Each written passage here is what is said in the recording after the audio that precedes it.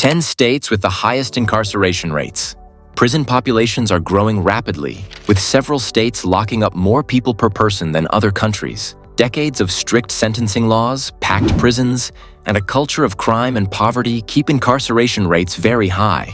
In some areas, non-violent offenders can be jailed for decades, and racial and income disparities make the system even harsher. Which states have the highest incarceration rates, and why is this happening? Tune in as we learn about the 10 most incarcerated states. 10. Alabama. Alabama's prison system is in serious trouble, with violence, overcrowding, and strict sentencing policies. At 938 prisoners per 100,000 residents, it is among the highest in the nation. The Habitual Felony Offender Act, HFOA, of 1977, still allows life without parole for repeat offenders, even for nonviolent crimes. High poverty rates, racial disparities, and a lack of education also contribute to the large prison population. Alabama, under pressure, has begun making reforms. Legislators have introduced new bills to repeal or change the HFOA, which could allow some affected individuals to have their sentences reduced. The state has also expanded rehabilitation and job training programs, but progress is slow. Federal lawsuits over poor prison conditions show that urgent reform is needed. Without major changes, like increased parole options and alternative sentencing, Alabama's prison crisis will continue, draining resources and deepening social inequalities. 9. Missouri. Missouri's inmate population has surged in recent years, and the state is one of the top incarcerations, with 381 per 100,000 citizens behind bars. The state also has harsh sentencing laws, such as truth in sentencing, which require offenders to serve at least 85% of their sentence before being eligible for parole. High levels of violent crime are a major factor, and a lack of mental health treatment pushes many people into prison instead of getting them the help they need. To reverse this, Missouri has begun mental health courts, providing alternatives for non-violent offenders and increased funding for community-based programs to prevent repeat offenses. While some changes have been made, the state's incarceration rate remains extremely high. 8. Georgia. Georgia's incarceration rate is very high, at about 881 per 100,000 citizens, higher than any democratic nation. This is due to strict sentencing laws, such as the Two Strikes Law, which requires life in prison without parole for a second serious violent crime. There are also racial disparities, with Black individuals making up 61% of prisoners, even though they are only 31% of the adult population. To address these issues, Georgia has made changes, including expanding parole eligibility and increasing funding for rehabilitation programs. 7. Kentucky. Kentucky spends over $600 million annually on its prison system. Yet, the number of prisoners remains high, with 889 per 100,000 residents behind bars. The state has been hit hard by the opioid crisis, leading to many drug-related crimes and high incarceration rates.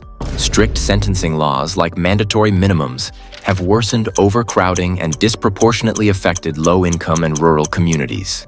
To reduce the number of people in prison, Kentucky has increased drug treatment programs and expanded probation alternatives.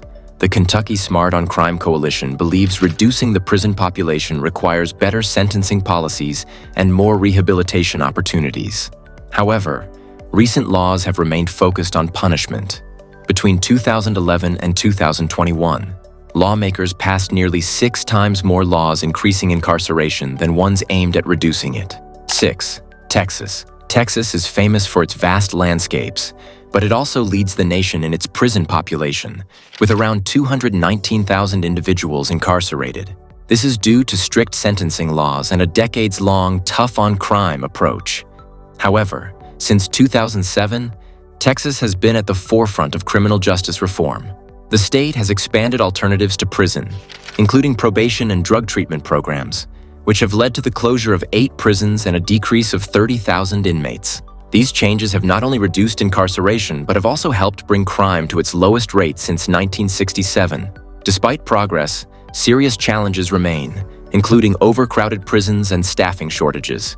5. Arizona.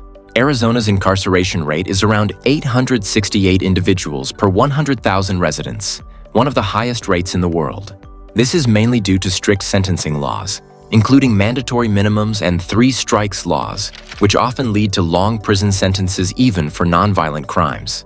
The state's closeness to the U.S.-Mexico border also increases the number of people jailed for immigration-related offenses. To address these problems, Arizona has introduced reforms in recent years, including more drug courts and rehabilitation programs.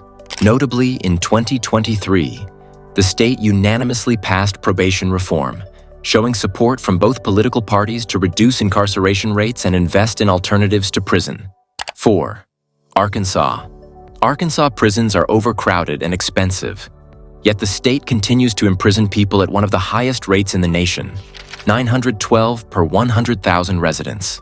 Strict sentencing laws, such as truth in sentencing laws, require prisoners to serve most of their sentences with few chances for early release.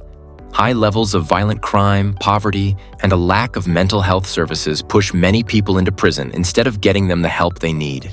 Recognizing this growing issue, Arkansas has started reforming its criminal justice system. Mental health courts now send some offenders to treatment programs instead of prison, and more funding is going toward addiction recovery programs in local communities. Yet, with violent crime still a major concern and prison populations continuing to rise, experts say Arkansas must invest more in education, job training, and sentencing reform to truly reduce incarceration and ease the burden on communities and taxpayers. 3. Mississippi.